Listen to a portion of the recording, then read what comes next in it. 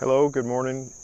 It's Phil Thatch, and Heather and I are here at her secret location on Lookout Mountain. Say hi, Heather. And look at this place. Since the last time we came, it has really grown up and gotten super thick.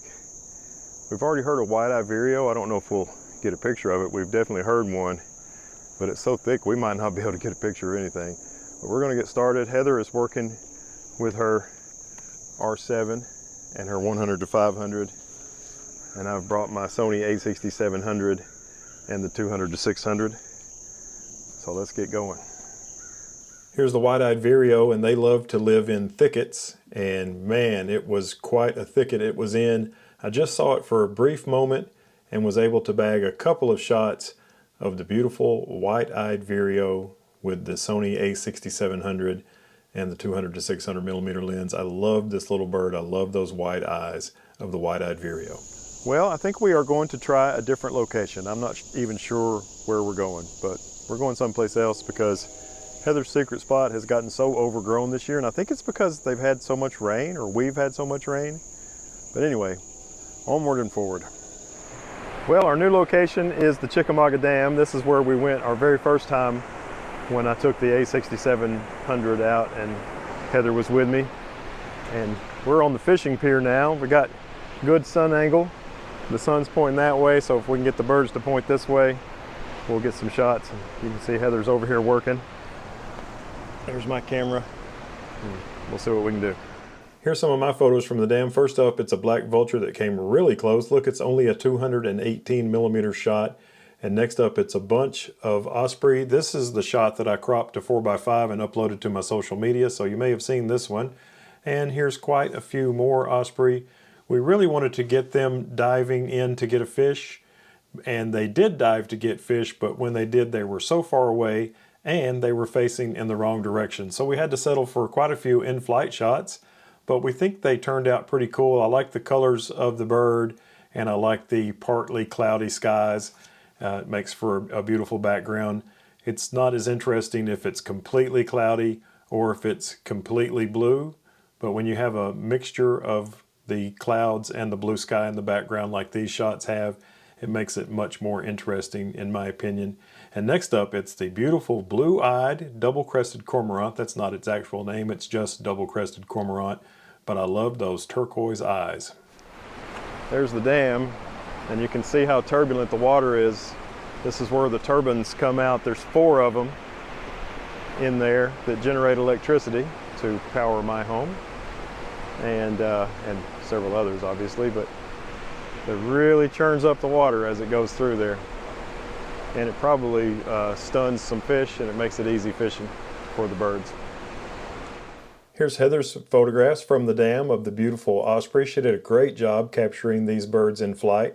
And look, here's one of the ones with a fish oh so far away, very small in the frame and heavily cropped, but at least she's got the bird's eye in the frame. All of mine, you could just see their backside.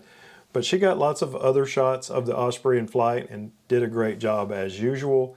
She really makes that Canon R7 sing with that 100 to 500. I need to get my R7 and 100 to 500 out and use it pretty soon, but right now I'm enjoying playing with my new Sony. And here is a double-crested cormorant. She caught one in flight, and you can see its beautiful turquoise eyes in this shot as well. Here's another cormorant in flight, but this time flying at us. I really love this shot. It's one of my favorites of Heather's of the day. And then she caught a couple of shots, much like I did, of the beautiful double-crested cormorant with its turquoise eyes in the water below the fishing pier where we were working. Look at those eyes. You wouldn't want to see that if you're a fish. Strangely, it was a long time before we saw any great blue heron. Maybe it's because it's so hot the last week or so, but we finally saw a couple. I saw this great blue heron in flight, and I caught it with this photograph just as it was landing, and we went over to see it, and when we did, we saw this great blue heron. This was up on top of the dangerous waters, no swimming sign that's in the tailwaters of the dam, so I made its picture, and this was the bird that flew in that was really tired looking and hot looking. We've had so much hot weather. Here's Heather's shot. She got 2 shots of the one that was on top of the no fishing sign, one when it was facing in one direction and one when it was facing in the other direction. And then she made also a couple of shots of the bird that flew in that looked oh so hot. It was panting like a dog, and I really wanted it to go down and get in the water because great blue heron can swim.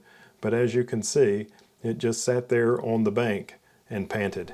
We came over to the upriver side of the dam because not a whole lot was happening at the downriver side of the dam. We drove all around this area. It's a recreation area. There's a marina, a boat ramp, all sorts of stuff, because we're on the lake side, not the river side of the dam. You can see my truck parked on the side of the road because Heather spotted a red-tailed hawk over here on this dead tree. It's in the background, and I took some pictures from the truck, and then I took some pictures from the standing outside the door, and then I moved closer and closer, and I got all the way to here, and finally I spooked the hawk. But hopefully at least one of those pictures from one of those distances turned out okay. If so, here it is. I never did get a shot of this hawk, which I believe is a young red-tailed hawk. I never did get a shot of it with a head angle that I was really happy with. I would have liked for it to have looked over towards me just a little bit. But this was the closest of all the different attempts and the best one. You know, it's a slow birding day when you stop where the power lines cut through your neighborhood and take a moment to walk around and get a photograph of a really scraggly looking mockingbird. But that's the way today has been, so here's some mockingbird pictures for you. I'm really glad I stopped to photograph these scraggly looking mockingbirds. Here's one on a dead looking plant, and this is that same one but from a different angle and a different background. Look at those beautiful huge bokeh balls.